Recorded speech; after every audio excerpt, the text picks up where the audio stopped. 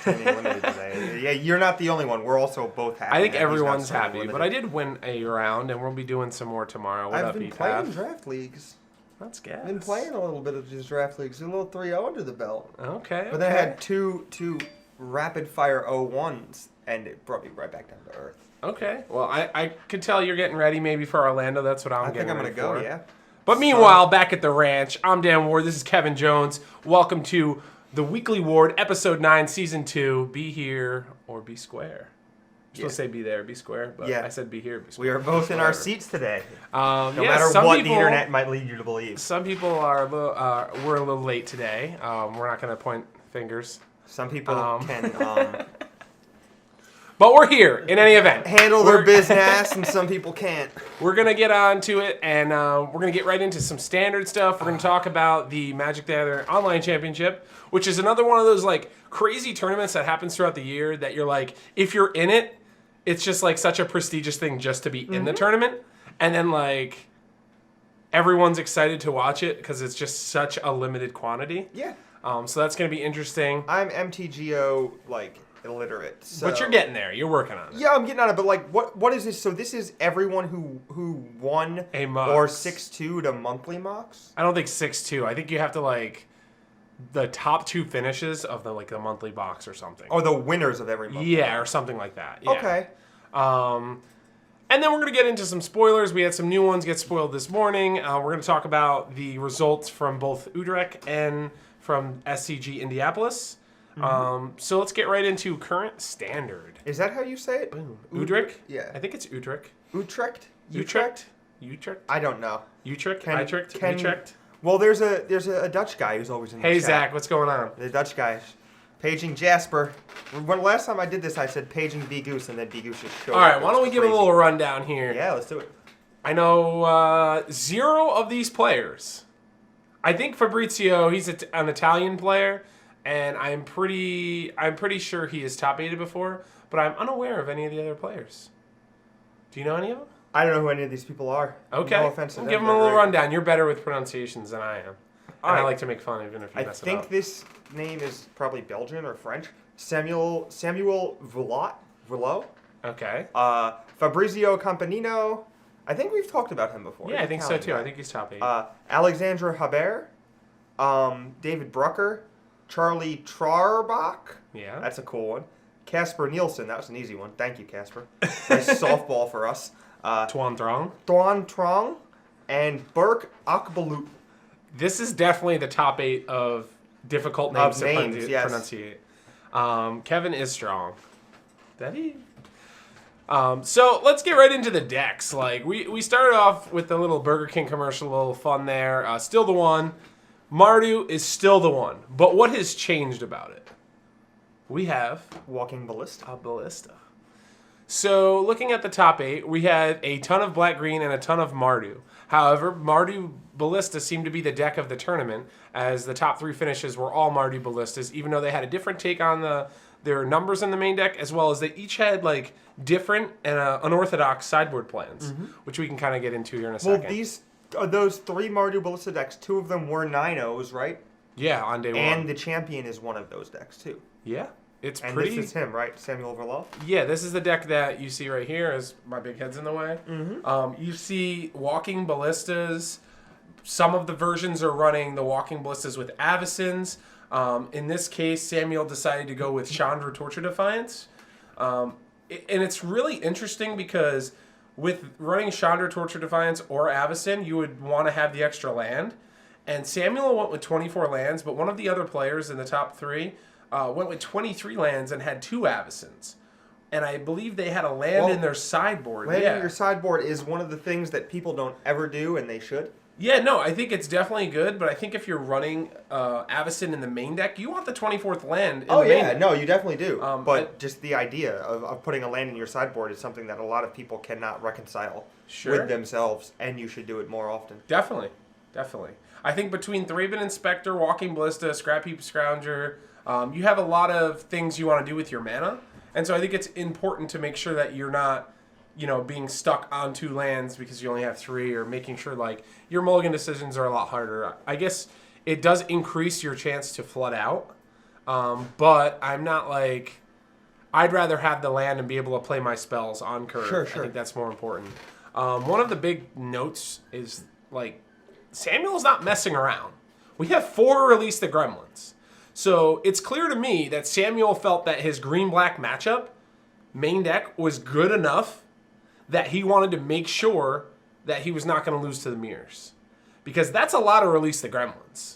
Also a lot of oaths. I mean, you got to feel bad if you're playing like the Paradoxical Outcome deck and you're just like playing against a Mardu deck, which is probably already bad for you. And then after board, they can just like take out their high expensive drops and just bring in Release the Gremlins. Like, that's pretty insane. Getting to I don't know if...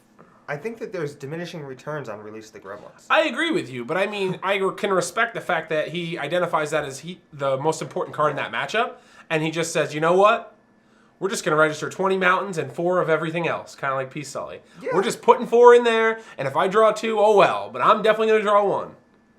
And I like that. Sure. I think it's definitely, there's definitely conviction. Yeah. This is with conviction, and which is cool. So, a little sidebar here. I was playing Standard online last week. I played against this deck, won game 1, and then got obliterated game 2 by this exact sideboard plan. So I was playing Marvel, and I brought in like some more spot removal and some like 1 or 2 more Wraths or something like that. And then my opponent just proceeds to just like mold a 5 and crush me with Oath of Chandra into Oath of Liliana into like Gideon, Chandra, Nahiri. And I just couldn't do anything. And so this is Samuel's plan as well here. You could see we have 6 Oaths, which is definitely not the norm. And then 4 more Planeswalkers to go along with the 6 that are in the main deck. 1 Authority of the Consuls. Yeah, that's true. You can do that. I like the Nahiri being able to not only get rid of stuff like Marvels, get rid of tapped creatures that you wouldn't be able to otherwise, and be able to just throw the Ballistas away if you need something better, or throw the Scrap Heap Scroungers and get them back. I'm trying to think of when you would ever want to use the Oath against yourself. Is there a way to get Marvel in this deck? No way. No way. I should find that way, though. Oh, well, never mind. It doesn't work. I was like, oh, you can do that if you have 2 Heart of Kirans, but they're legendary. It's like, crew 1, sack it, bring it back, crew the other one. Yeah. But, like, they're legendary, so that doesn't work. You could have used it to crew 2, or if you had Sky Sovereign, you could crew Heart of Kiran and Sky Sovereign. Okay. You also do that with PNLR, like, throw the Scrap Heap so something can't block, return it, crew something else. I'm not on the list. What list? The Jericho list. Oh, okay. Do I gotta pull it up? You just made the list. Oh, yeah. No, I know what you're talking about. But yeah, no, I really like this sideboard plan. I talked a little bit about it with you and Chris Thomas yesterday, and I think it's pretty brilliant, actually. Because if you're not messing around with the Release the Gremlins, you're already identified as the 4-color deck. With this being a rock, paper, scissors meta at this point, the 4-color deck is kind of a good matchup for you. So you don't need cards for that matchup. You board all these Planeswalkers in against the 4-color deck? No, you don't need to. You just go underneath them. You just are the same deck. Exactly. But versus the black-green deck, you just take all the mess stuff out, and you bring in these Oath of Chandras and Oath of Lilies to go with your already 8 good hard removal spells, probably the 8 best removal spells in the format. You can, or the 2 best, excuse me. You can argue Harness Lightning somewhere fits in there, maybe. However, you just literally kill everything and then play a Planeswalker on turn 4, and you're just going to beat the deck. You just have to be able to save, I guess, an Unlicensed Disintegration for the Gear Hulk. But I don't see how Green-Black beats that without having a Nissa. Like, it just doesn't make sense to me. So this doesn't make sense that they would be able to win. So this just seems like an incredible plan. And I like it a lot moving forward. I think it's good against Jeskai, too. Which is funny, because you know what happened? Somebody... this deck played at 9-0 in the first round of Day 2 against my deck. Except they didn't call it Kevin Jones Jeskai. Should they call it Kevin Jones? Were you the first one, be honest, to put this stupid Whirl of Virtuoso in my deck? Yeah. Without 4-color, to just play Jeskai Control with Whirl of Virtuoso and the Copycat combo? Okay. I was the first and only one to do that. And you know what they called it? Dutch Saheeli combo. Not But that happens a lot of times, right? It does. So like, what happens is like sometimes people will do better with a deck, and just like Jerry Thompson alluded to this, and people were like, Jerry did really well with it and had like the best record going into the top 8. And he was like, "This is not my deck." Yeah, I don't know. He's like, "This isn't our deck. Someone from Europe was playing this like a Mox, and people were doing really well. We liked it. We picked it up." And I think that's really like honorable for him to say. And I've said it before too. Like people gave me a lot of credit for the Goryo's Vengeance deck. And that was my deck. However, it wouldn't do justice if I wouldn't bring up the swag bus and Chris Giuliano for the brainstorming the ideas. Like a lot of the ideas I get are from, my friends, my, collective brain trust, as you will. Oh, they called it Dutch Sahili combo because one of the people who registered the deck used that name and it was a cute name. Okay. Well, that person should have called it Kevin Jones Jessica. And the GP was in Netherlands, apparently. It was in the Netherlands. So, and I'm wearing a Netherlands jacket. Yes. Yeah. I've actually been there. It's a sweet, sweet country. Me too.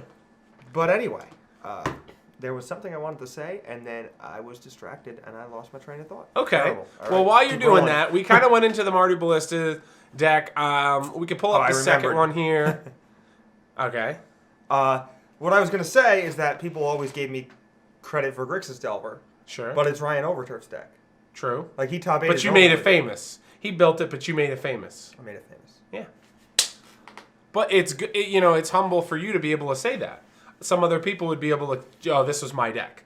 Mm-hmm. I've seen instances at like Pro Tours and stuff like that where, sometimes people get kind of gun shy if they're doing a deck tag and they are so caught up in the moment that they forget to like say, this isn't my deck. This is the team's deck. Someone brought this to me and then I kind of fixed a couple cards and maybe had the courage to play it. And I think I like to consider myself as a brewer, as a deck builder, and I think that goes a long way to like showing the true worth of your friendship and just being able to work together with other people and just get the ideas, because it's very important. What's important is how you arrived at the conclusions that led you to construct your 75, not what name it's called. So some of this weird segue with this weird aside was all in jest, but I do have a terrifyingly large ego, so it did make me mad. So, getting on to the second deck here, I just want to show a couple of the differences. We talked about Avacyn's versus Chandra's. This list has the Avacyn's, also has Aether Sphere Harvester, but what I really want to allude to is looking at the sideboard and how different it is. We go from a sideboard that's not messing around, has 3s and 4s of pretty much every card, or I should say just 3s and like 1/4 of every card. Definitely, here's a Shambling Vent like we talked about, only 3 land. We've got a bunch of 1-ofs. We've got a couple Planeswalkers. We've got the Fumigate plan, which I actually think is good too. And then we have what we, I guess Release the Gremlins has to be a 2 or 3 of in your sideboard. I think this guy was the 9-0 because when I watched the match, because of the time difference, so I was actually able to I fell asleep watching this match on Saturday night. He had Ob Nixilis and he just had Ob Nixilis in play. Sure. I kind of like the other person's sideboard plan better than Fabrizio. Yeah, the oaths are cool. I think it's really good because the problem is 22, 23, 24 card deck lands in your deck. There's 2 things that are going on really. One, your opponent might lose the first time they see Fumigate, but you have to get the mana to get there and be in a situation. Yeah. If you're playing against someone good, they're not going to allow you to just beat them with Fumigate again. No, it's going to be like one of those situations where you get people and then they go, okay, you're not going to get me again. So if you win game 1, it's great. Whereas the Oath plan, they literally just run out of creatures. And every time you play a Planeswalker, not only do you get the Planeswalker and Gideon, you get a token and a zombie. Protected, yeah. So you're trading with their best creature and getting value for the rest of the game in a way that they can't respond to. Which is, I think, incredible. Oath triggers at end of turn, too, right? Yes. Used to be pretty unfortunate for people playing against Ramoka's Command. You'd be like, fight your knight, you sack an enchantment, and then they just kill your game. Yeah, I don't know if DC Sports, I don't know if this sideboard is poorly constructed, but I don't think there was a ton of time put into it. And forgive me, Fabrizio, if you're watching. I just think that your plan, I think, is a good plan, but I think not as good as the first Mardu. People just do this. Why is everyone yelling at this guy? I don't know. People just do this all the time. Nobody's sideboards are ever good. I'd say. I mean, that's hyperbolic. Whatever. Yeah, but, that's pretty. But the most of the time, sideboards are like poorly constructed and theoretically flawed, and everyone just exists in this weird like echo chamber where they don't really realize it. Sure. Or call people out on it. But like then they're like, you'll be like, I want to do this, and I'll be like, that's terrible. And like, I mean, maybe I should be a good friend and like be like, yo, follow all your ideas. But if you're just messing around with some nonsense, I'm just gonna be like, that's terrible. But if it's like you tried to play Blossoming Defense in Mardu Vehicles yesterday, and I was like, cut that out. I didn't do that. I said in theory, it wasn't Mardu Vehicles either. It was. I was being nice by calling it Siege Mardu Modification. Vehicles. It was Consulate Dreadnought Siege Modification nonsense. Yeah. And the man is free, so like, get away from me. I can do what I want. I can do what I want. I think like there's one thing for you to say, hey, this is terrible, you're dumb. And there's another thing to be like, you're dumb, this is why, or this is terrible because of this. I might not be particularly good at calling people out on their nonsense. Like, oh, well, I think it's really silly he has one shock, one Skywaller shot, one Declaration Stone, for example. But if I'm saying I think it's silly because of this, this, and this, now you have some kind of bearing and somebody can like actually take that information and move forward. But like I actually think that this sideboard is really good. Wow. Okay. Well, that's kind of interesting because two players like you and I can look at it, and I'm not saying that this sideboard is terrible. I'm not saying it's great. I just think it's funny how the same deck going first and second have totally different sideboard plans, and they're not that far off from the main deck. I think they're off by maybe 5 cards. Well, yeah, like the winner's sideboard had like a cohesive plan. His entire sideboard was a plan. It was like Planeswalkers and Oaths. Sure. That was his plan, and he did that. That's what he did, and he had 4 Release the Gremlins for the mirror, and it all made sense. But like that doesn't mean that a sideboard with like random cards in it makes less sense. Like it might make less sense in the sense that this is not, he doesn't have a package that he's specifically boarding in every time, aside from like a couple walkers and a fumigate. But like he does have things that are good. He has ship, which is good with fumigate. Sure. Because often this matchup works out so that you can't board out all your scroungers. So then you board in ship, which lets your scroungers play defense, which is cohesive. That makes sense. Oh yeah, Obnexilus, Kalidas, they all work well with Fumigate. Kalidas, which works well with Fumigate. Kalidas works well with your Walking Ballistas because you can shoot something right away. Sure. Declaration in Stone is good against Gear Hulks and lets you spend mana on your turn. Like Declaration in Stone is good because it allows you to like play a Planeswalker and then play like 2 removal spells on the next turn, or like play a vehicle plus a removal spell when they untap and play a creature. So like there's actually a lot of like intelligent information, informing, for lack of a not redundant ridiculous statement, but whatever, you know what I mean. Informing this sideboard, and it's kind of silly for people to immediately dismiss it. And like you see the land, and he had the discipline to be like, I'm going to need another land. I'm going to have to play another land on my sideboard. Yeah. But, like, game 1, I just want to kill people. So, like, I don't want the other land game 1. But I know that I want it game 2. And I know that maybe I don't want it on the draw.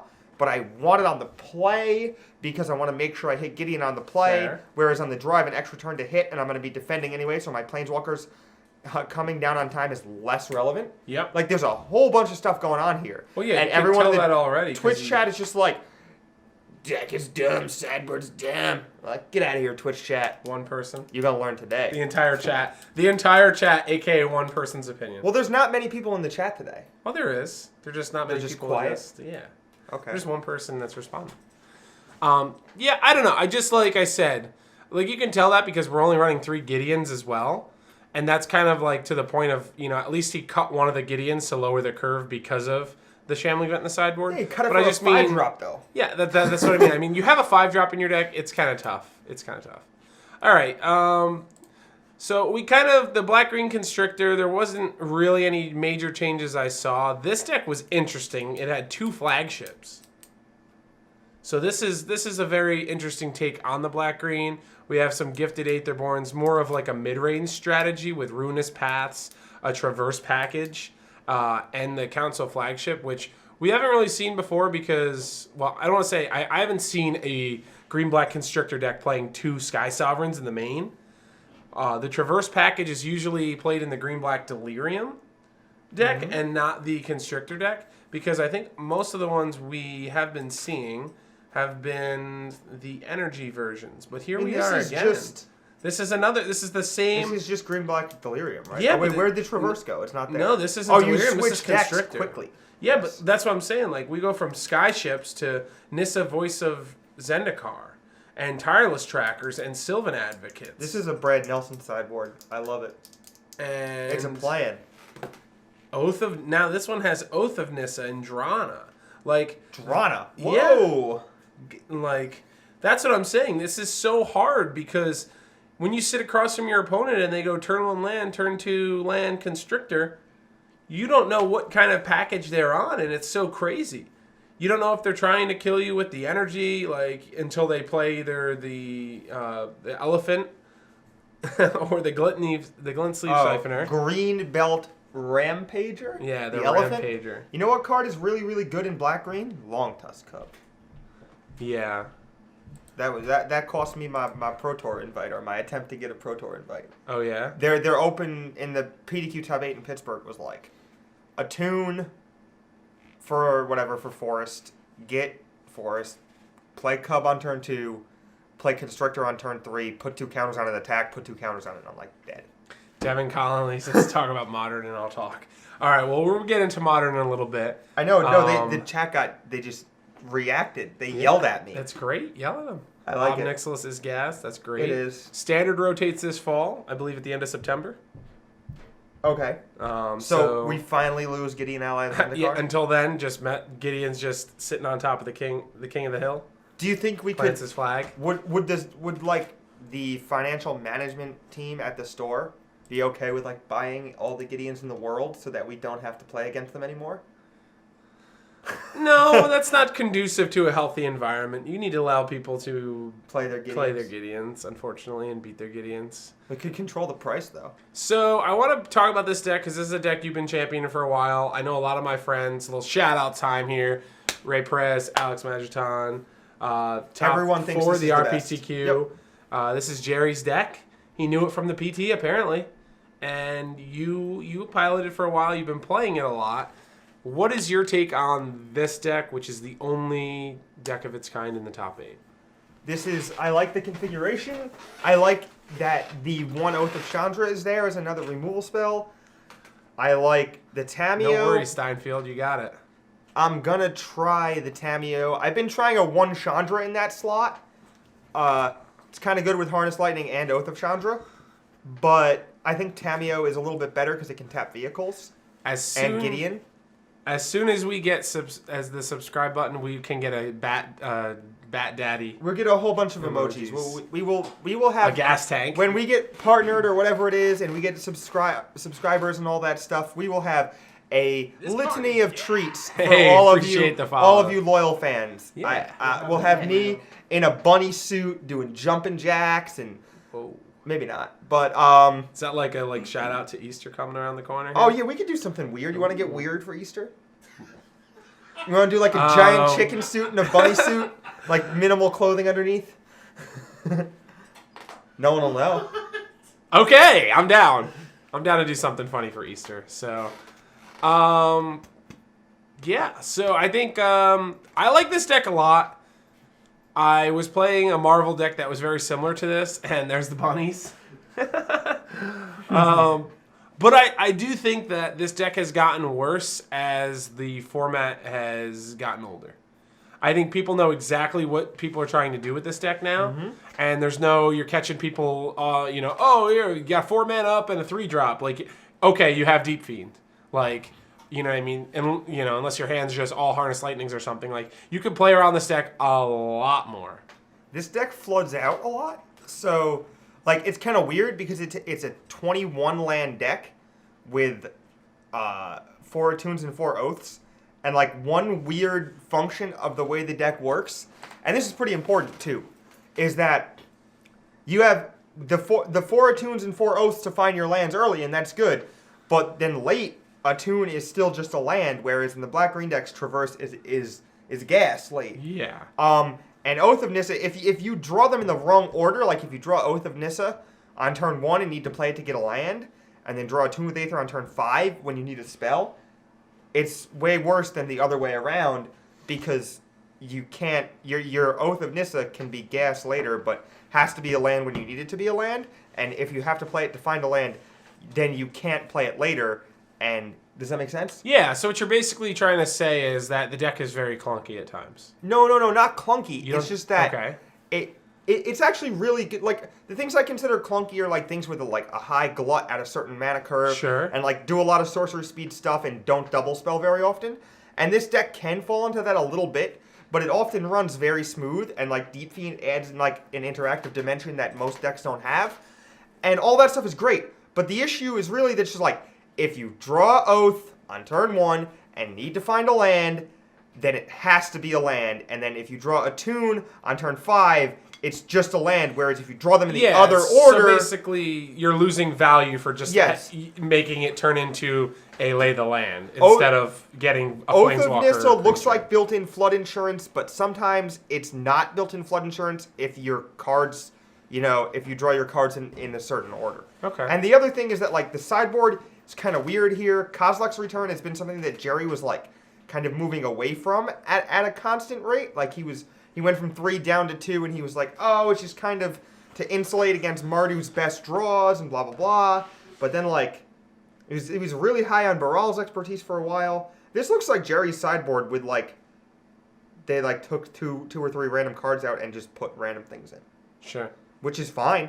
Yeah, and it's good if to you're test a Johnny things. Unyielding, I'm picking up what you're putting down. That's a jam. I think this card is ridiculous. I actually think that Sorin Grim Nemesis is a great sideboard card for this deck. Because between Oath, Attunes, and Servants, you can cast a lot of... you have pretty good mana. So, I just think that... I just think that Sorin is crazy for the grindy matchups. Yeah. Sorin's great. Yeah. But Ajani is definitely very powerful. 6 mana is a lot, don't get me wrong. But if you're on, a grind game plan and you get to that, it's very hard to lose with that card in play. Mm-hmm. I mean, if they don't kill it the first turn, or, sometimes it's even too late. You just tick up and you draw 3 or draw 2. Mm-hmm. And it's like now they have to commit resources and make me make bad attacks. It's kind of bad. Okay, so now that we kind of went over what's still going on in Standard, we got a couple updates on decks, people trying some new things, and obviously in the case of the Walking Ballistas in Mardu now, Mardu Ballista, that's going to be, Target on its back for GP New Jersey. Yeah? Little Ballista, huh? I like that. Let's move forward now onto the MTGO Championship. Yep. So this is going to be taking place this weekend at Wizards headquarters in Seattle. Lovely Seattle. I love it. I've just visited there 2 weeks ago. One Is of that my Mount favorite. St. Helens? It's Mount Hood, I believe. Or Mount Rainier? Mount Rainier. Yeah, Mount Hood is Oregon, I think. Yeah, it's Oregon. Yeah. Oregon, sorry. Oregon. Ed didn't hear me. Yeah. Did Ed... Oregon. Was Ed late today, or was he here on time? I have no idea. I got here after I worked out. So, you know what? Oh. Did what I did, and I Nice. went for a run. Running is great. Working out's pretty cool, too. Back to the tournament. First place, $25K, and you will earn the title of Magic the Gathering Online Champion. So do all of these people qualify for the Pro Tour? Or do only a certain number of them qualify? That's a good question. Let's get into it here. So first, let's go over the competitors. Boom. All right. Want me to hit you? Yeah, hit me with it. Hit me with All it. right. Hit me. Ansi Alkio from Okay. Finland with he had a Pro Tour top 8 with Splinter Twin a long time ago. BDM, just watch out. Kevin's coming for you. Pro Tour historian, BDM. Kevin Jones is coming for you. Where is BDM? I mean, because I'm good at this? Because you know everybody stuff? and where they're from. Lucas Blohan, Czech Republic. Buki is his moto handle. Ansi A is Ansi's. Brian Bronduin, BBD. BBD. BBD. BB. That one's for Jerry. All right. Marcio Carvalho, Portugal. K-Bowl. Limited Master. Limited Master for sure. Literally the title of Limited Master, right? That's correct. And then Lucas Duchow, Duke 12. I do not know this one. Okay. Sorry. Piotr Glogowski, Canister. Fox the Brain. Good to know. Check I'm that guessing that he is from Poland. That just by some name. Okay. Context clues. Simon Korzanov, T-Wop. Simon Nielsen, Tomb Simon. Kind of a cool name. Yeah. Niels Norlander, he's Dutch. Nielsy boy. He is a very well-known Magic Online player for sure, yes. Jerry speaks very highly of him. Thiago Saporito, Bolivo? That's right. From Brazil. That's right. The Young Guns of Magic. Li Shi Tian, Lee Arson. That's a superhero name right there. Like a comic book. Not a superhero, like a comic book hero. Right? Yeah. LST. Well, no, just Lee Arson is like I kind know. of cool. I just want to say LST. Owen Turtenwald, obviously. Natural that when your name is Owen Turtenwald, that your moto name is Moth Kebab. Insert you're the best around and nothing's ever going to keep you down. His moto name used to be like QZ, or it was like Q. It was like all the numbers on the keyboard like written down in order, like QAZWSXE. You know, just like all the way down. That used to be his Magic Online name. Jesus. It was really funny. Ryusuke Arase, Ligdar. I'm guessing Japan. Okay. Joshua Layton, Raptor. Benjamin White, BS White. The Professor, a.k.a. The Professor. East-West Bowl, right? He's one of the really underrated deck builders people don't know about. And Jacob he's very Wilson. quiet. So Jacob Wilson. Yeah. I'm not even going to go there with that ridiculous motor. So I'm going to ask you a question. Numbers. Is this field... It's a kind of a silly question, but is this field weaker or stronger than Worlds? Weaker, but not by much. Okay. That's Right? kind of where I was getting to. I agree, it's weaker, but like I guess trying to figure out how much weaker it is, this is still a very like you hard take tournament. these people whose names I don't know, and you replace them with like Siggy, Brad Nelson, Oliver 2, Joel Larson, Mengucci, and Steve Rubin. Right? You're forgetting somebody. Probably. Yuya? And Yuya. Okay, sure. And Shelta. Yeah. LSV? LSV was at Worlds this year? Yeah. Wow. Yeah. Sorry, LSV. I didn't know that. Bam. All right, let's go. Oh, he played Abzan. He played that crazy game against Steve Rubin where he like won. He like, it was great. If you guys want some Magic content to watch, Steve Rubin's Bantel Eldrazi deck against LSV's Abzan deck from Worlds is an awesome match. You know what I want to actually watch now that we're talking about Worlds a little bit? I want to go back and watch the finals with BBD and Marcio. That was an insane I watched that live. It was great. Game 3 was me too. insane. Yeah. It was like an hour long. It was like the Magic match of the year. Yeah, for sure. All right, so we're going to get into how the tournament works. We got day 1 consisting of 3 rounds of 8th the Revolt Draft and 4 rounds of Standard. And day 2 is the same. During the Swiss rounds, the Magic Online die roll will determine who's going first, kind of, clear. And we're going to have 40 minutes of priority, so there's going to be a little bit more clock time, which is kind of cool. Give people a little bit more time to make informed decisions.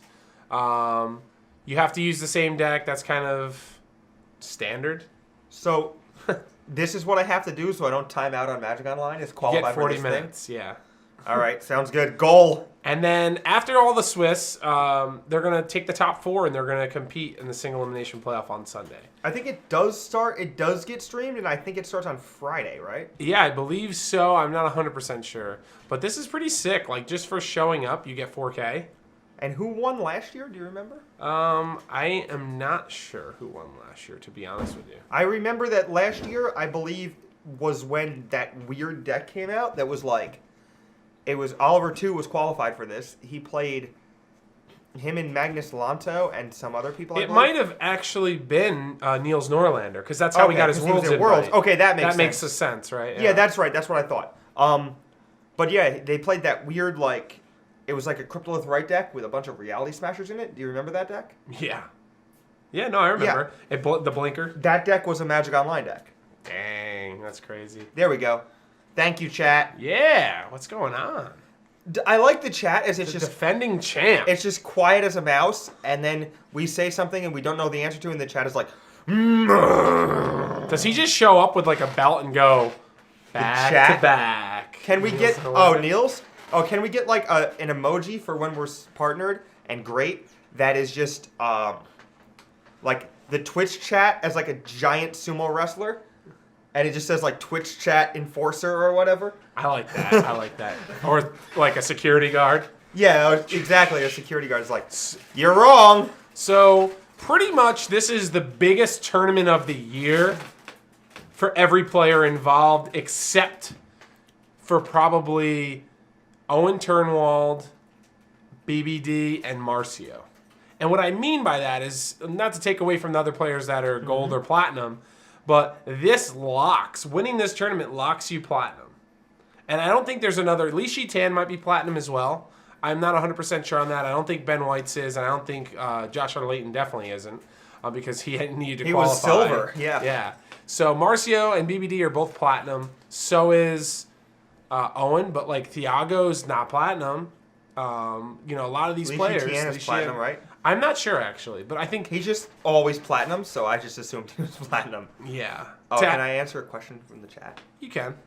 I lost playing for top 8 of the PPTQ. Life is hard. Life is hard. I didn't even make the top 8 of the RPTQ. It is what it is. Yeah, I mean, I don't know. I think I'm back on 4-color Saheeli. My Jeskai deck, despite great results, has like... Called shots. Been a little Grand frustrating. Prix, New Jersey. I will be playing a Tier 1 deck and not a Dan Ward special. So, Oh, that's great. I told you. be Why ready. don't you ever play a real deck? Be ready. Be ready. The only time you play a real deck is when your deck overlaps with a real deck. But listen, you said this last time we went to New Jersey. I top 8'd the tournament Your with deck my was deck. real, though. No, it wasn't. It was well, yeah. Oh, you're was a right. real It wasn't deck. real. It was wasn't nonsense. real until I top 8'd. Then it was real.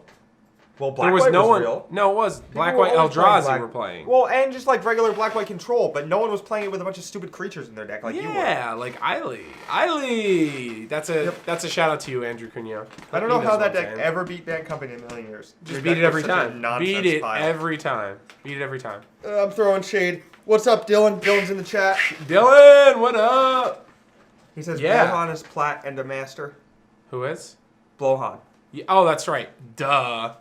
How could we forget Lucas? Should I go to Ballhorn? LCQ this weekend? You Should I go to should. Canada or Pittsburgh and try to grind into the RPDQ? What should you play? MTG kids, you should play either 4-color, Mardu vehicles, or Black Green Constrictor. Yeah, I mean, it's already Wednesday, so if you haven't played 4-color Saheeli before, I would go online and play like 7 leagues, and that's still probably not enough. Yeah. And if you can't do that, I would play Hey, Dylan. Mardu Ballista.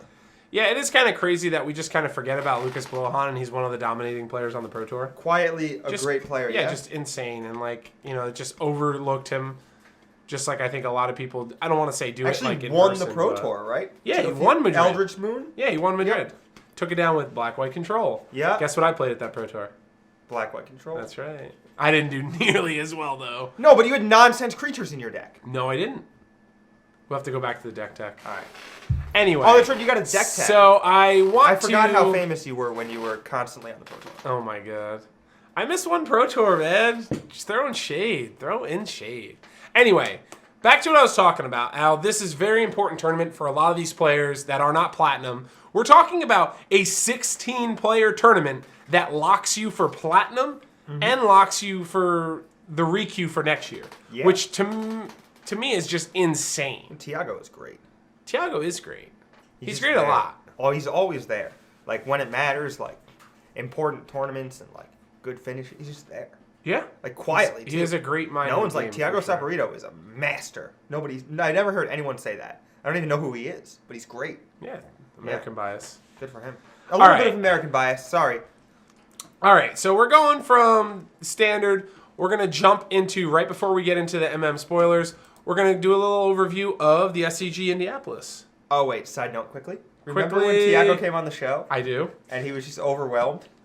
Poor I guy. don't think he was overwhelmed. He just wasn't used to it. We talked about pay the pros a little bit, didn't we? was really interesting to have a platinum. We actually got a platinum pro on to talk about Pay the Pros. It was great, but I think part of the reason was this was the first time for Thiago doing that, and secondly, he didn't want to overstep his boundaries. Yeah, it's because tough by as a being platinum someone pro that to talk is that, about that. Exactly. You know, it's like we do get a lot of people watching this. We have a lot of people. I think Marshall was on watching me stream yesterday, so you have a lot of people in the community are watching it, and you don't want to say the wrong thing or have something taken out of context. Yeah, I agree for sure. Also, like when you're, you know, Dust level pro, Dust Mite level pro Kevin Jones, you can just say things about the pro community and they already assume you're terrible and don't know what you're talking about, so it's fine. Sure.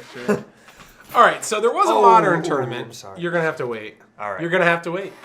I'm on fire today, I'm sorry. So there was a modern tournament that happened this weekend. It was SCG Indianapolis. For once, neither of us were there. Sold out, too. Sold out. Capped out again. There was a lot of named players that couldn't play the main event. Chris Like Anderson, Kent Ketter. You know, Kent Ketter sat in line and made it. That's crazy. He woke up at like 6 a.m. and like got online and made it. That's crazy. He got in. That is crazy.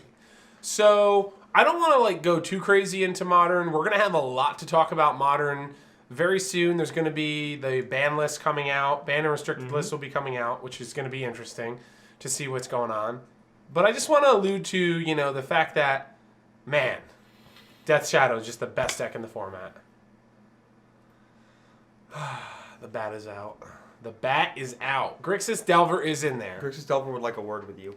Grixis Delver can have a word with me, and I can show you that Death Shadow aggro is, simply put, the best deck in Modern. So, funny thing about this tournament, right?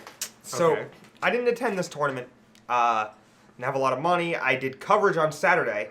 Like, those two things working together led me to, you know, I wouldn't have been able to play, so I didn't go. Coverage was great. Sunday, hung out with a friend of mine, Jersey. Gabe, he top 8 in V, you might know him, whatever. But we went to a PPDQ. He lost in top 8. I lost playing for top 8. Pretty crushing defeat. We were hanging out afterwards, watching a little bit of the Open, and then we looked at the Open and we looked at the Grixis Delver deck, and we're both on Grixis Delver in Modern right now, and we're like, 4 Fatal Push, that's loose. And I'm like, yeah, I guess he didn't get paired against Ban Eldrazi. And Gabe's like, no, he probably lost to Dan Musser in top 8. That's why he only top 8'd. And he didn't look at the bracket. Like, he just said that, and I looked at the bracket, and he was just 100% correct. And he, like, pulled it out of thin air. It was pretty cool. Was it something like I do? Yeah. But it's just funny because when you're a Grixis Delver guy, all other Grixis Delver guys, you're like, there's too many Fatal Pushes, you're going to get got by Reality Smasher, and lo and behold, he got by Reality Smasher 2-0 in top 8. Jesus. Just you understand things about Modern if you play a lot of Modern. I guess that's the moral of that story. It's just pretty funny. I feel like right now, if you're not playing Death Shadow aggro, Bant Eldrazi, or Eldrazi Tron, you're just kind of doing something wrong. Not necessarily like you can't win, because obviously other decks are doing it. But I mean, looking at the results here, we have 2 Death Shadows, 2 Bant Eldrazi's. Now go to the next. Did you see the one. Grixis Delver 2 deck more with Death Shadow? Shadows. Then look at the next one. Death Shadow. Like, there's Death Shadow, Death Shadow, Death Shadow. Yeah, I mean, it's the deck. Like, it's like, what if it just said Infect? Who cares? It's just a cool deck. But this is a new deck, and that's why I'm saying, like, yeah. It dominated the tournament, unlike any other win percentage-wise at the Grand Prix 2 weeks ago. We were driving. And now people knew about this and still can't beat it. We were driving last night, and a car full of us, you and I, and my brother and Ed, and we're driving and yelling. Just you and I are just arguing loudly. It's really bad. Dominating the car. When Kevin's driving, about this deck and about Modern, and just screaming at each other. It was great. Kevin has a hard enough time driving without like having any like things bother him, and then when we start talking, I have to like stop talking and like. He's like, I had this crazy-handed poker, but I can't tell you about it until you get on the highway, so you don't derail our trip home anymore. Well, that's because you already missed like the first 2 turns, and we ended up in some area. Yeah, the hood of Schenectady. I don't know where we were at like 1:30 on a weekday. We were somewhere. It was crazy. So it was like an industrial area, colleges and stuff. But all it right. was dark. King Molly's letting us know it was 20% of the meta day 2 at the Open. Yeah, which is insane in Modern. Insane in Modern, for sure. Yeah. Not approaching the lunacy of Bant Company being 53 of the 100 day 2 decks or whatever happened at that one Open, but... Yeah. You think they really need to ban Mishra's Ball? I've never heard anyone say that before. Do you think that anything that's free should just be banned? Should Street Wraith be banned too? Well, we do have to pay for bottled water now. What do you mean? I mean, no one hands you free bottled water. Water's free. Like at Grand Prix and stuff? Yeah. I don't know what you're trying to say. I'm trying to say, bottled water hasn't been free for years. It literally is bottled so people can sell it. What are you talking about? I'm talking about the fact that water is free and Mishra's Bubble is like water. Just like it should be free. It should be like, it's fine. Free things are okay. The thing that makes Death Shadow's deck busted is Death Shadow itself. There's no other creature. 8 discard spells and Death Shadow. Yeah. Well, sure, but there's no other creature that you could play in that deck to make it as redundant and as threat dense as Death Shadow. Mm-hmm. It's mana efficient. It's conducive to the plan with cycling and using the other cards like Thoughtseize to stop your opponent from doing what it wants to do while increasing what you want to do. Like, you could have almost 8 Tarmogoyfs and it wouldn't be the same. It would be close, but it wouldn't be the same. All right. You know, I don't think any of this weird Death Shadow deck would have happened if Gitaxian Probe was still legal. People would never have realized that a mid-range version is better than an aggro version. Maybe not. It's possible that the aggro version would have still just been the best deck anyway, because the aggro version is very good. But regardless, it's pretty interesting. Okay, so that's kind of what we wanted to talk it to, and we're going to like translate that right now into this right here. Oh, yeah. Spoiler season, Death Shadow. Oh, people really wanted to talk about that Grixis deck, but I guess not. Anyway, Yeah. There's a great Grixis Delver deck with Death Shadow in it, and one of the guys in the chat had some awesome results, but Ryan Overturf top 4 of the Classic with it. I'm going to try it out. Now that Death Shadow is getting reprinted in Modern Masters 3, perfect. This is going to be another one of the times where they reprint a card that gets banned. Dylan called me wrong, but he used the wrong instance of your versus yours, so we're just going to pretend he just said nothing instead. Wow. Dylan, I'm on your side. Kevin's wrong. No, correct him. Chat, correct his spelling. We need to talk about Grixis as much as time is allotted on this show, which is every minute. We're done talking about Grixis. So I think Death Shadow Let's go to the top of the page. is definitely going to get banned, and I think it's very interesting that... You think it's going to get banned? Yeah, I think so. I just think the deck's too redundant. It's just going to get banned. I don't think it's a problem. All right, I was 5-0ing with it before the bans. I don't think Damn. I don't really think that this deck is a problem, and I also think that like if you ban it, you're kind of subscribing to the greater problem, not the like. It's like when your house is crumbling and you like fix one brick and you're like, all right, everything's okay now. It doesn't work that way. You think that they're going to ban it? Death Shadow? No. So do you want to make a little wager? No. If they ban it, I don't if like they ban it, you have wagers to, based on Magic the Gathering. It's dangerous. Pete Rose. No. We're not talking money. We're talking a gentleman's agreement. If they ban Death Shadow, you have to play a deck of my choice at the next Modern tournament. No, because then this is about on performance. This is illegal. We're not allowed How's to it? do this. It's not based on performance. It's a gray area. I don't like it. Oh my god. I don't know. I don't want any okay. Watergate scandals. I don't want any asterisks next to my trophies. I'm doing it above board. You might actually get another trophy if you play one of my decks. Can we ban him? Chat? Never. No, this is the best Twitch chat name I've ever seen. What is it? Bear with two guns. Why would a bear need 2 guns? I mean, that is a great... The name is insane. All right, if we saw like a little LSV bear with 2 guns roll up on the screen... I saw a t-shirt at a Magic tournament once, and it said, I support the right to bear arms. And it was just a picture of a dude with like bear arms, like big hairy bear arms. Just like... Won't get banned 100%? Wow. Okay. I think that there's a % chance it'll get banned, and it's probably like 30 or so, because they've set precedent by banning stuff before when it felt like it was overpowered. But the thing is, you cannot just keep banning stuff, because it's a problem. What about the hammer? Bam, bam, bam, bam, bam, bam, bam, bam. This is a good show. Whatever.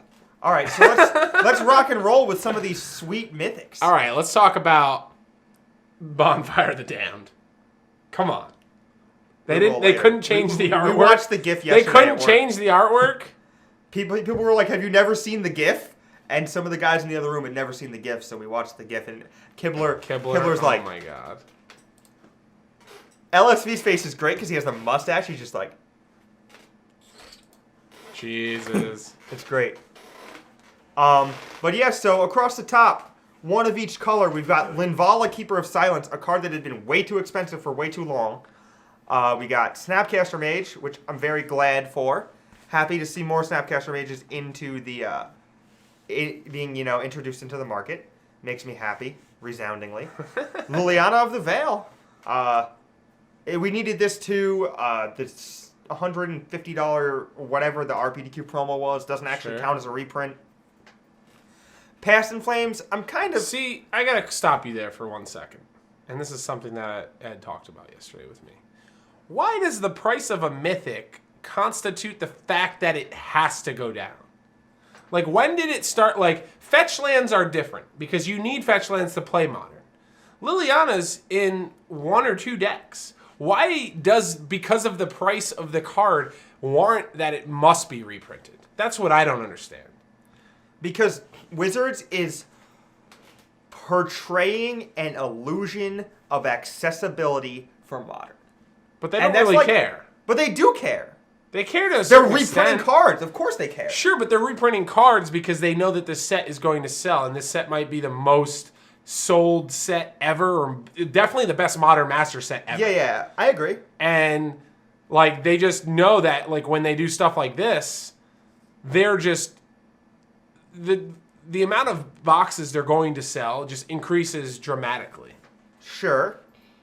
But like what are you worried about? Like I just mean I'm worried about like from the perspective of I don't own many Magic cards, but at this rate, like what's to like dealers are not going to be offering good prices on some of the cards anymore, knowing that every time before a Modern Masters, the stuff's going to get reprinted.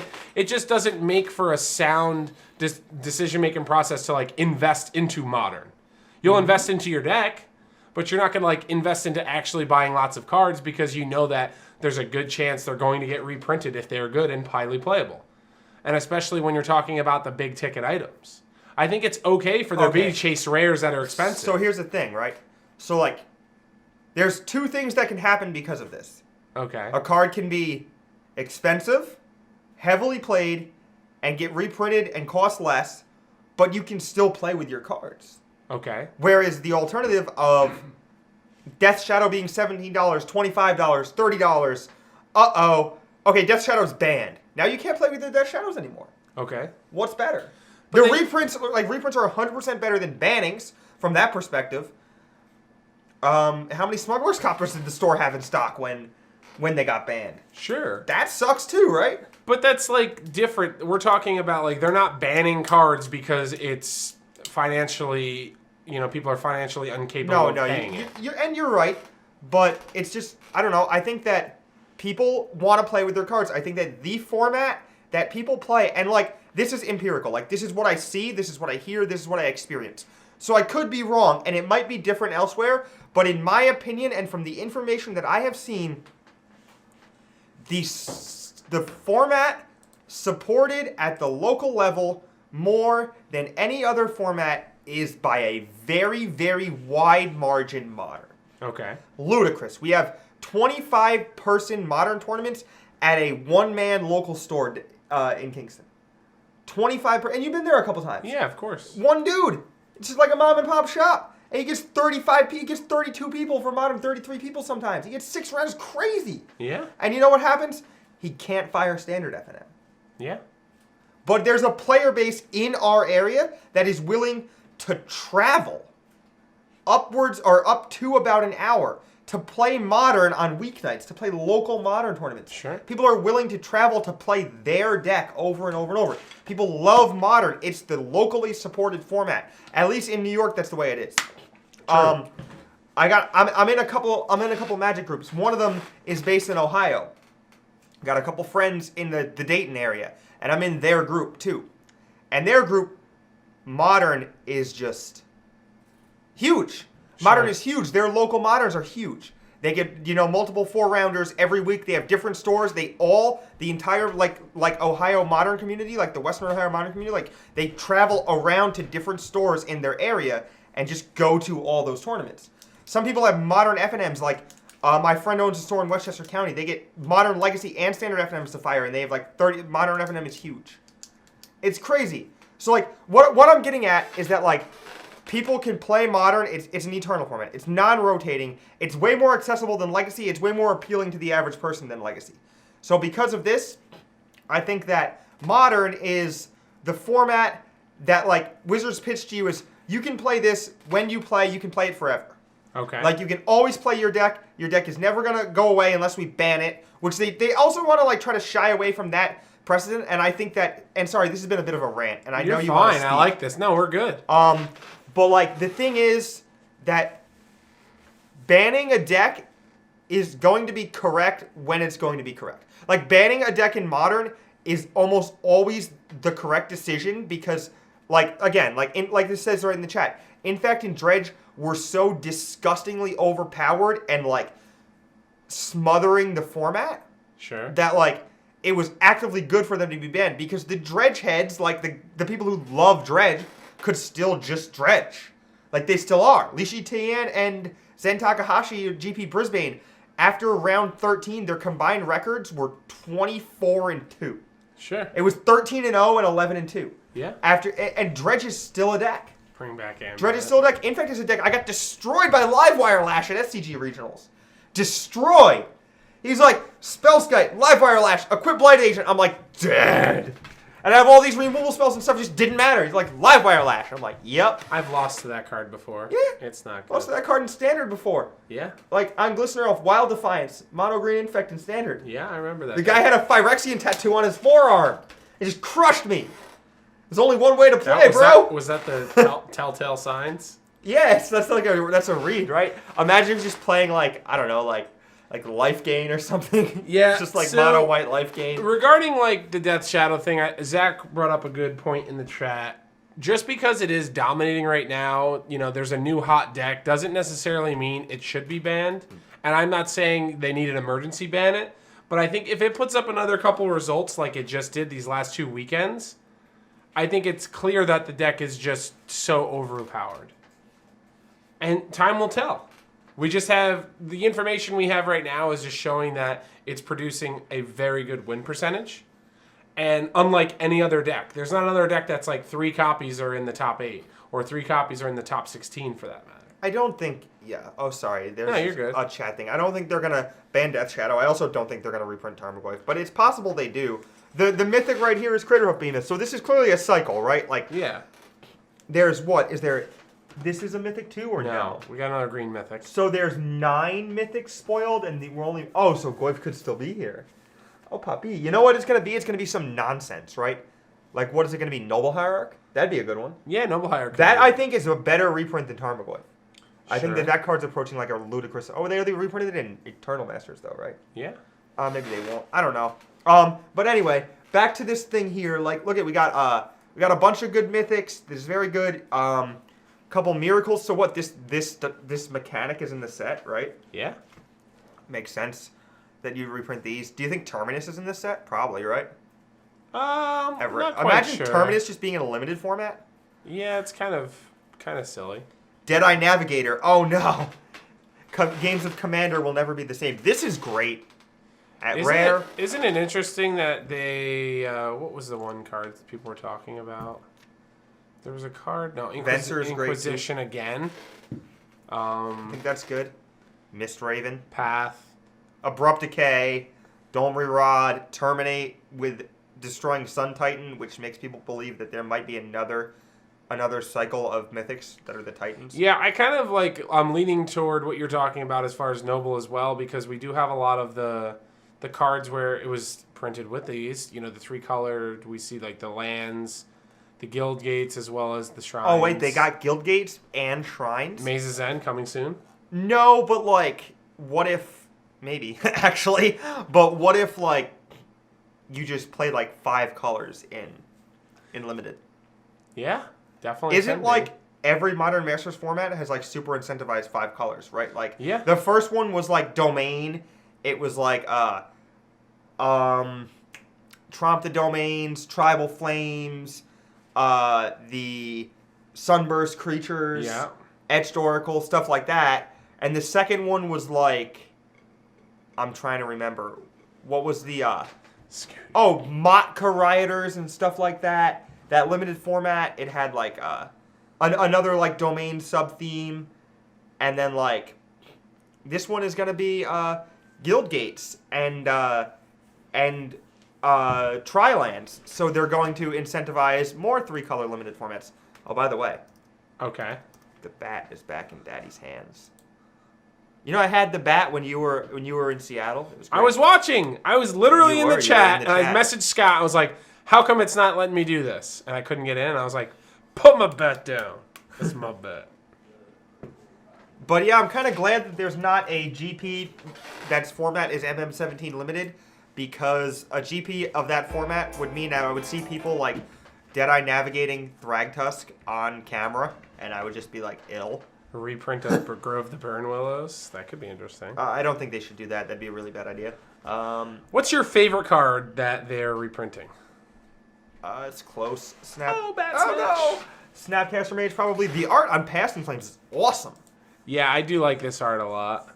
Although it's like, you see the Bonfire of the Damned just happening in the background. Really, it's just literally, it's like literal. The Past is in Flames. It's like this floating witch or vampire or whatever. Frag Daddy. The Past is behind her.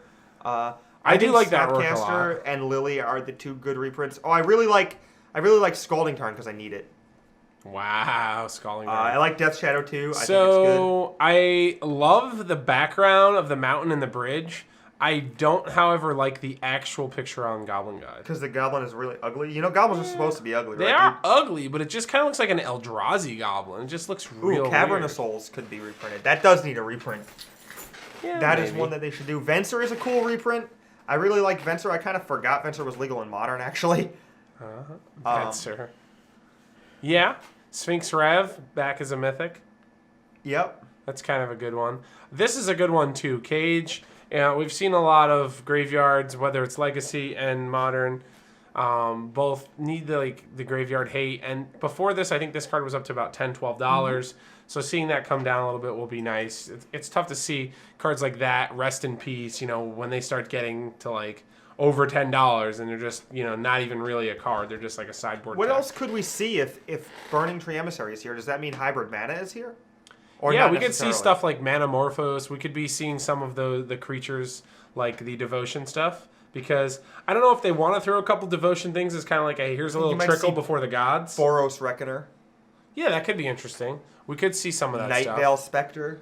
What is the demon? The demon that gets all of them back from the graveyard. Oh, Demigod of Revenge? Demigod of Revenge. You know that one time I drove 5.5 hours for a PTQ? Okay. Format was extended. I was exhausted. Round 1, I sit down against a guy who, fun fact, is just a friend of Jim Davis's, and I didn't know that at the time. And like Jim told me the story later, and it was really great. But he's playing this stupid all-in red deck, which was like Rituals and Blood Moon, and then the 2 of those creatures, Demigod of Revenge and the red-green one, which is called like Deus of Calamity or something, and it blows up lands when it hits them or whatever. So the deck was just like Pyretic Ritual or Desperate Ritual, and then Seething Song, and then those things, and Blood Moons. And it would play like turn 1 Blood Moon or whatever. I think it played Spirit Guide too. I like it. But Turn anyway, on Blood Moon. so I drove 5.5 hours for this PTQ. I'm playing Mono Blue Fairies. It was like the tier 1 deck at the time. It was like the thin and smart, like deck that all the good players played or whatever. And I'd go to these PTQs, I'd see all the good players playing it, and I'd be like, oh, I'm going to play this deck because I'm a good player too. I wasn't a good player, but I thought I was. Whatever. So sit down for this tournament, exhausted, ran the no sleep all-nighter, drive to the PTQ from New York. It was in Maryland. Sit down, shuffle up. My opponent goes Desperate Ritual, Seething Song, Demigod of Revenge. And I'm like, crack my fetch, get Island, Mana Leak it. And he's just like, okay. Trigger. And I'm like, no, you know what I meant. And he's like, well, this is the way the card works. Trigger. And I'm like, okay, trigger resolves. He's like, I'm going to attack you for 5. And I'm like, God, yeah! Oh my god. 5.5 hours, started 0-2. But there's a happy ending, I promise you. Started 0-2, 6-0. Got 14th place and got half a box to take home, so it didn't hurt so bad. Nice. Great. I did some fantastic magic after being back against the wall there. And that started, you know what that started? A long career of PDQ top 16s. Okay. All right, so we're going to answer a couple questions, and then I'm going to tell a story. Leave. I'm going to tell a story. So I do think Hexproof Creature and Worship's fine. To attack the Death Shadow deck, I think Rest in Peace is probably the best card you could bring in against them. It stops the Delirium and shuts down Goyf. Mistress Bubble, I don't know if that's coming back. We'll see. So my story time. We're going to have to go way back into time. When little Danny would travel out for a tournament called, well, it was a convention called Origins. It happens every year. Yep. It's in Ohio. So I was 17 years old at this time. Columbus, Ohio, by the way. Yeah. It used to be the SCG. Back in the good old days, at Origins. I was playing Blue-Green Madness in Standard. So I played a total of 4 tournaments this weekend, or that weekend, rather. 3 of them were Standard tournaments, and I won all 3 tournaments. Mm-hmm. They were like, whatever, 16, 32-man win 2 boxes type of thing. Yeah. So I won all of them with Blue-Green Madness. I played this deck so much. They were like Gen Con type match tournaments or whatever. Yeah. Convention match tournaments. And I'm there, and like one of my friends, Chris Leather, is like, man, I've got this deck list. And I'm like, not even really sure what a PTQ is at this point because I'm just like new to the game. Yeah. So I'm like, he's like, yeah, it's a PTQ I'm playing in it. I was like, well, I don't have a deck. And he's like, well, I have this list. If you want to play my list, I think it's good. And this is when everybody was playing, this is Onslaught block. Yep. So everyone was playing Beasts. The green-white Beast deck? Obstinate Baloth, Derek's Contested deck. Cliffs. Yeah. Ravenous Baloth, Beast Attack. Yeah, so it was like Crozian War Chief. It was very like Beasts, and Chris Leather hands me, thanks for the follow, appreciate it. Chris Leather hands me his list, and it's goblins. And I go, this looks okay. I've got a couple cards. I literally run around the room buying all the cards for the tournament. Is it bidding goblins? No, it wasn't bidding goblins. This was straight goblins, Goblin Goon, Click Slither, Goblin Sharpshooter, Pile Driver. We're talking the goblin that makes all your goblins sack for 1 red. Like, just nitty-gritty goblins. Prospector. We're getting in with the goblins, right? I played that deck at one So point. I get the deck together, and I proceed to go 0-2 in the PTQ. No! I'm like, thinking about dropping and playing more Standard, because I love my Standard deck. Mm-hmm. And I just decide, you know what, I'm going to play another round. When there's an 8-round tournament, I win all of my rest of the rounds and go to 6-2, and I squeak into 8th place because the last round, 2 people went to time, and one wouldn't concede to the other so that the other one would get in the top 8. Oh, so they both drew? Yeah, so going into the last round, I looked at the math, and one of my friends was looking at it. He's like, yeah, you're going to come in 9th. And I was like, okay, well, I'm going to play it anyway. And I played, and I like walk over, and they're like trying to like barter with each other to get the other person to concede. And this is the Wild West, so people are just like, I'll give you all the prize or whatever. Yeah, it's kind of. Like, not even a problem. So they draw, and then I look, and I'm like, oh my God, I actually made it. And that's I'm great. 17 This story is great. I didn't know about this story. And I'm like 17 or 18 at this point, and I'm just like, man, this is great. Proceed to like beat my next round opponent. Then I beat the next round opponent, and I'm in the finals. I'm playing against Zombies, which wasn't like a known deck at the time.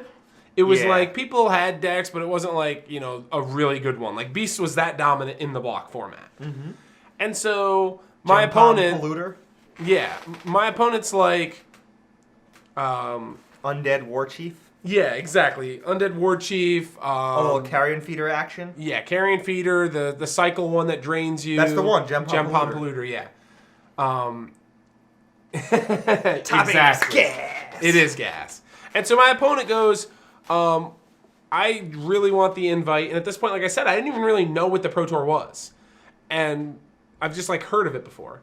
And he's just like, you know, I really want the invite. I'll give you all the prize support. And I was just like, I kind of no-sirred him, like politely. Yeah. And I was like, no, I kind of want to play.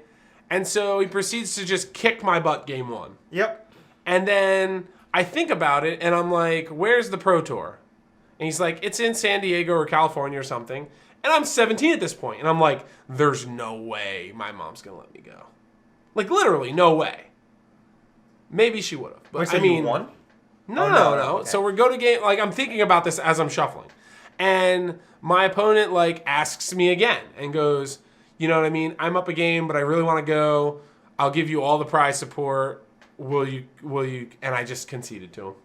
I was like, the value is just And the more PT beneficial. was where? San Diego? I don't know where it was. It was an extended PT, which I wasn't familiar with that format at the time. It was during, like, Pernicious Deed Spiritmonger. Wait, was it I don't know.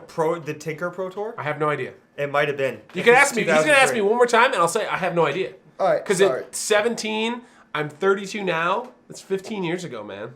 Yeah, so I can't remember what I had for breakfast yesterday. Well, Pro Tour New Orleans was 2003. Yeah, don't remember it. It With was in the West Tinker Coast. deck. It was for sure in the West Coast. And so, like, looking in hindsight, like, I don't regret my decision because I legitimately think my mom would have just said, you're not going. Yeah, no, And just getting the 3 boxes, I think it was, I was, like, so happy for that. yeah. I was no, just that's like, awesome man. feeling. Yeah, it was a One of our friends growing up, same kind of story, won a PTQ at 14 years old, beat multiple people I know in top 8, top 4 in the finals who were like grinding PTQs for, I think it was Yokohama, Japan? Yeah, I'm 32. Or Kyoto. I'm 29. And he was 14 years old at the time, and he won an extended PTQ. 3 boxes. And he's in the finals, and the guy's like, do you want to concede or whatever?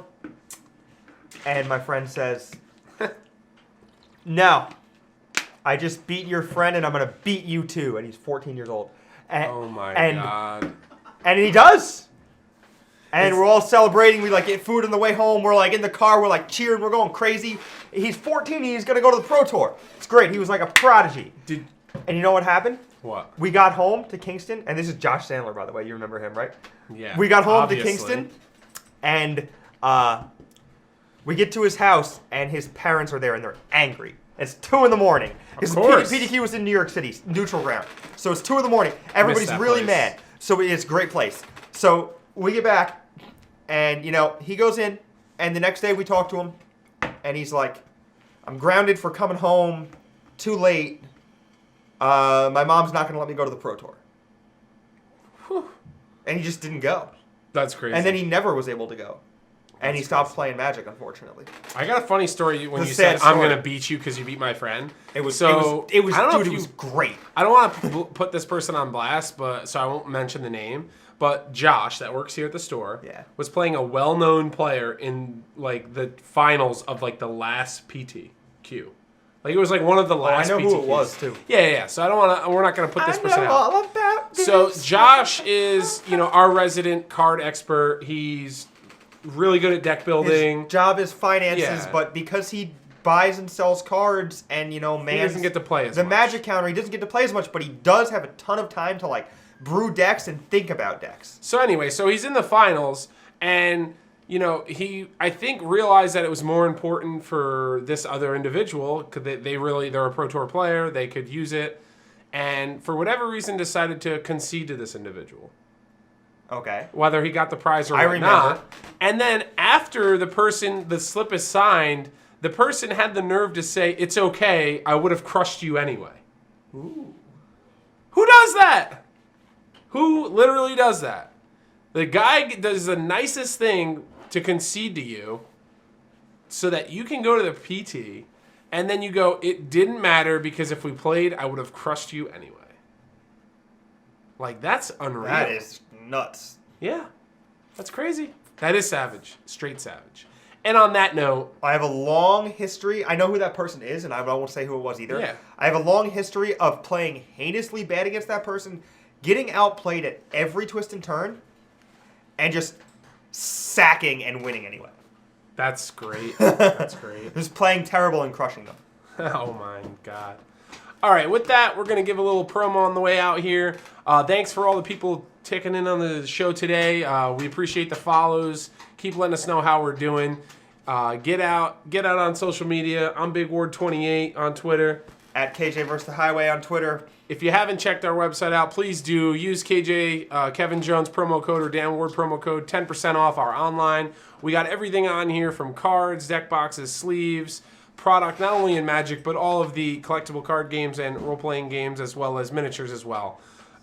We do put on all of the content for free. It gets updated weekly. You see the weekly ward here. We also have deck spotlights as well as articles from our numerous writers we have here. So come check it out. Pro Hillary, good to see you. Congratulations on qualifying for the Pro Tour. What's going on Saturday? What's Dev talking about? Hey, do we need to register for Saturday? TCG Modern States. It's here. Oh, yeah. I don't think you just need to show up. You don't need to register online. We should have seating for everyone that's going to be coming. So if you're in the local, definitely check that tournament out. It's going on here. Sorry. Gerard didn't get arrested. It's a stupid Twitch chat joke that happened at Not impressed. GP Miami. Sure. Do you remember this? No. Well, yes. That's what happened. It was a Twitch chat joke that he got arrested, and we were actually worried. And I found Reed Duke, and I was like, Reed, did Gerard get arrested? And he was with Chris Pakula. As always, that's Kevin Jones, the master of the Manus Rider, and you can't teach that. That's Dan Ward, and he's 6'6", and you can't teach that. See you next week. Woo! Same bat time. Thank same you. Bat channel. As We're outta always, here. see you guys next week. Later. Looking for fun, informative Magic the Gathering analysis? Look no further than KerwinsGameStore.com. Team KGS has the best writers and content providers this side of Kaladesh. Whether you're looking for standard, modern, vintage, tournament reports, or deck techs, Team KGS will give you the insight and analysis to help with your Magic game. Check out KerwinsGameStore.com weekly for new videos and articles and see why KGS is the best place in gaming.